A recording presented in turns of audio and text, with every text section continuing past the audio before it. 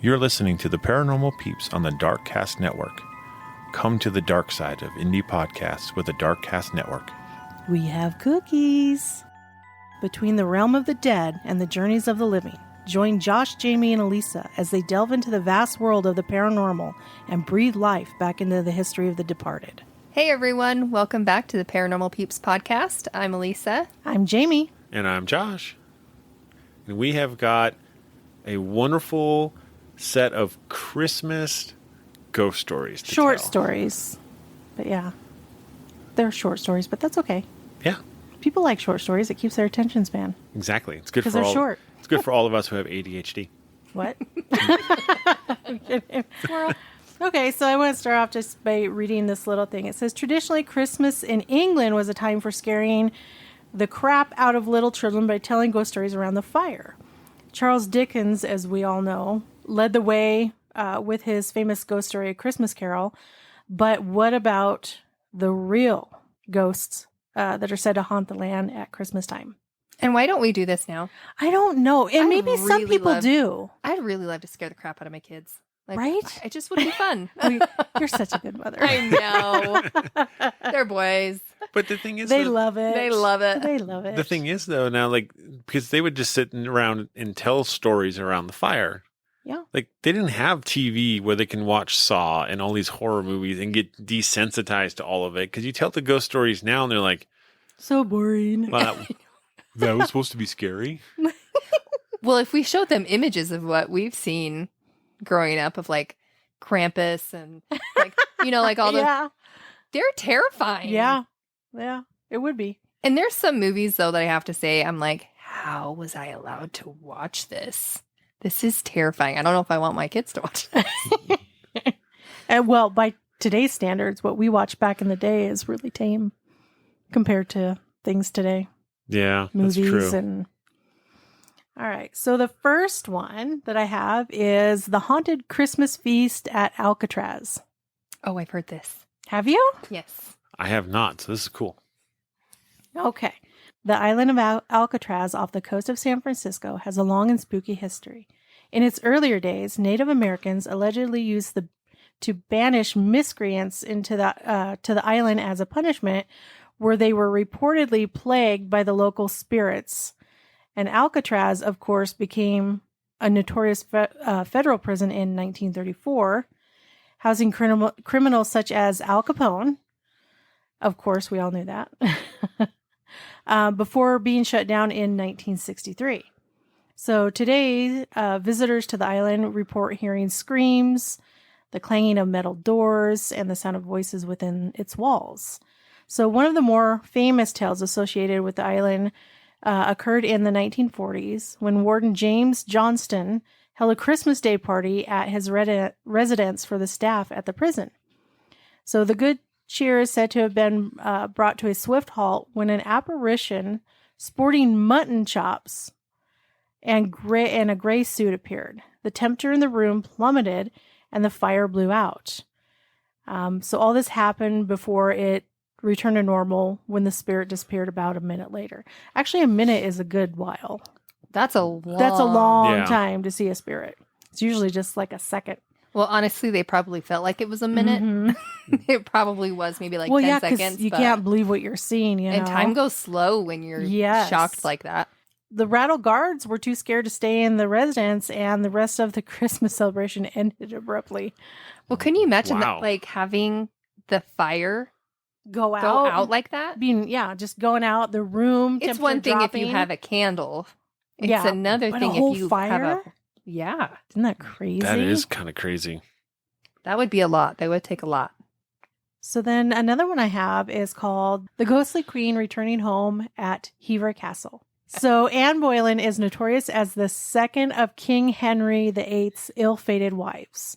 To marry Anne, Henry spent years seeking a divorce from his first wife, Catherine, and went on to sever England's relationship with the Catholic Church in Rome, forever changing the course of British history.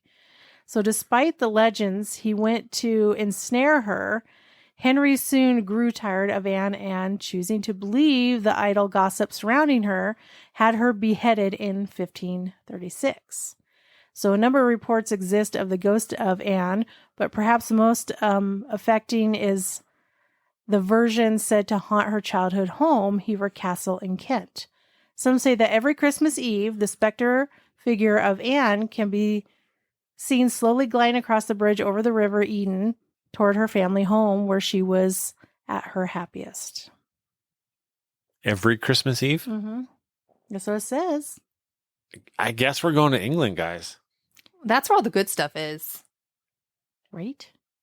People think you're going to be waiting out for Santa Claus on Christmas Eve. Nope.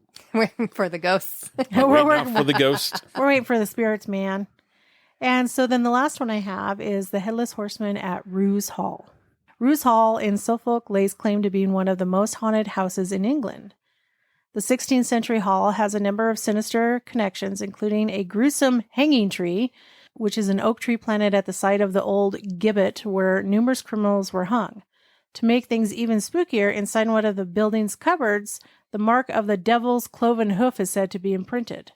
But perhaps the most dramatic haunting is supposed to happen every Christmas Eve, and legend has it that a headless horseman clatters down the driveway with his 4 black horses pulling a phantom coach, and terrifying anyone who witnesses him.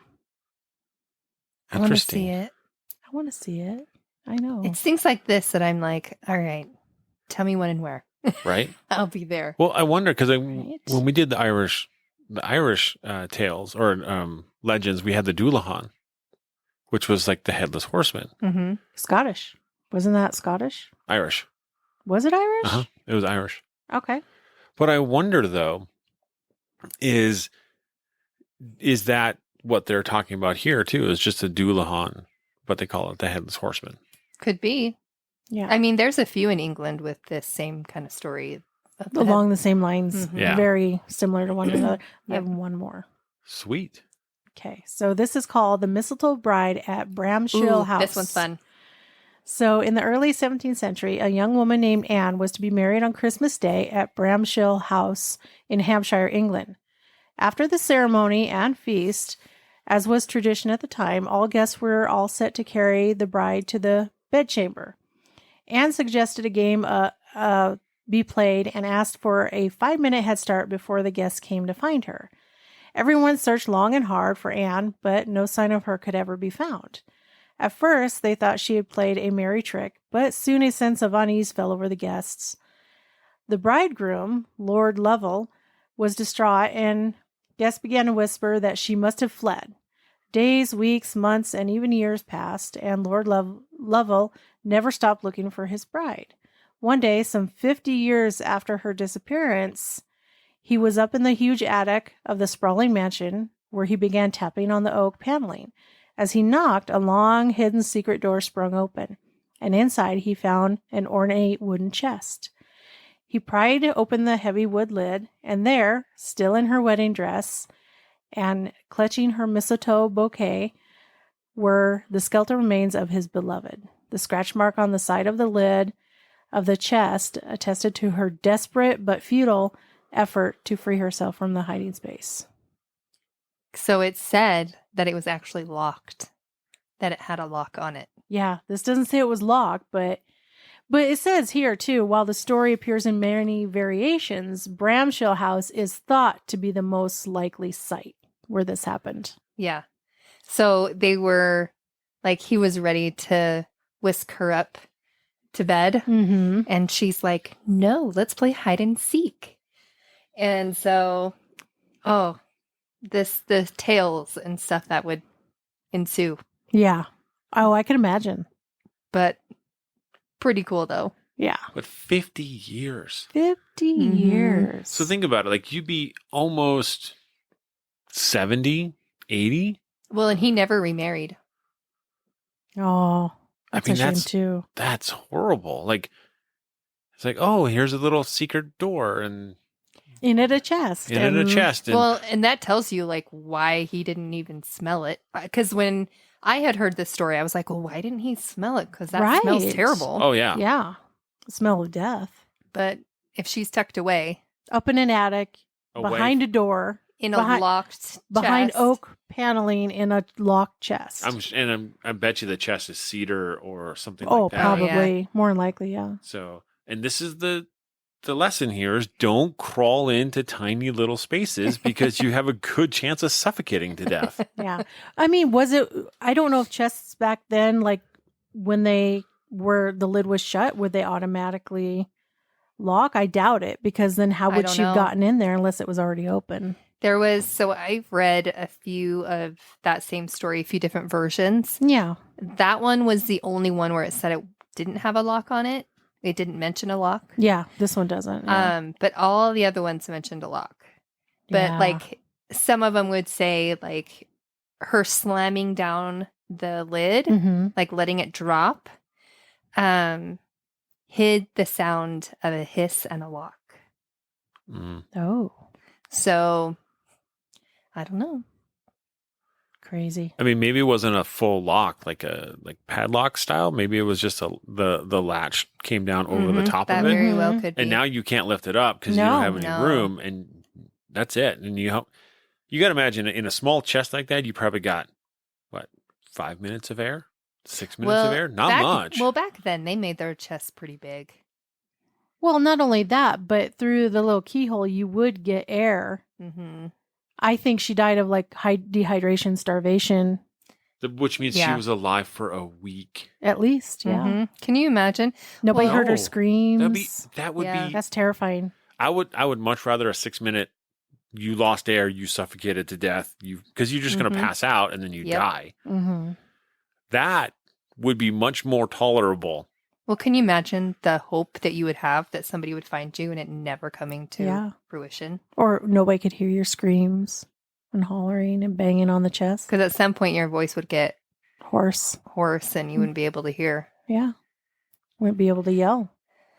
Well, you that's wouldn't just hear her terrible. scream. Yeah. Mhm. And does she appear often inside the home, or we don't know? It doesn't even say. Jeez.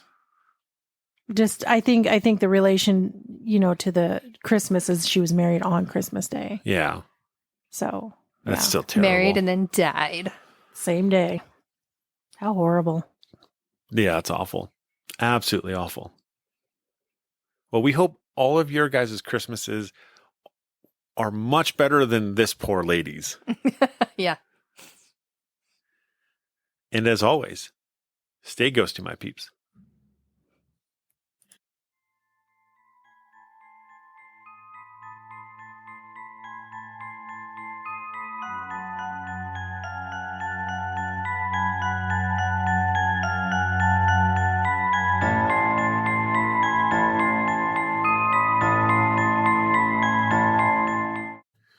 Thank you for listening to the Paranormal Peeps podcast.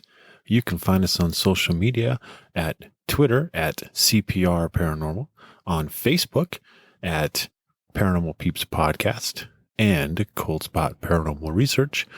And you can find us on Instagram at coldspot_paranormal_research.